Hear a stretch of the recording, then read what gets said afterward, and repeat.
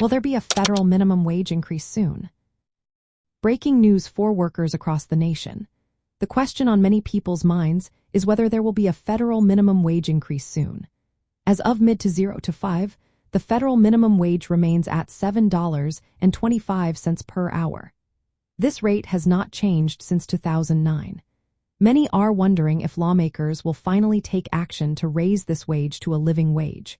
However, no federal increase has been enacted recently. In addition to the federal minimum wage, there is another important issue at play. The federal subminimum tipped wage has been stuck at $2.13 per hour since 1991. Advocates argue that all workers, including those who relying on tips, should receive the same wage floor. This could effectively end the subminimum tipped wage system, which many believe is outdated and unfair. While discussions continue at the federal level, many states are taking matters into their own hands. States like California, Oregon, Connecticut, New Jersey, Nevada, Illinois, and Maryland have already implemented or are planning increases to their minimum wages. These increases range from about $12.50 to $17 per hour, depending on the state and local adjustments.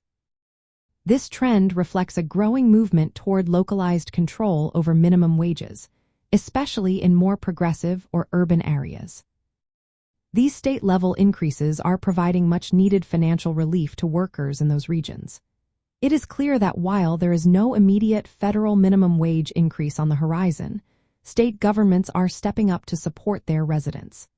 The ongoing debate about the federal subminimum tipped wage remains a point of contention, with calls to eliminate it to promote economic and racial justice. In summary, the federal minimum wage has not changed for many years, and there is no clear indication that it will increase soon.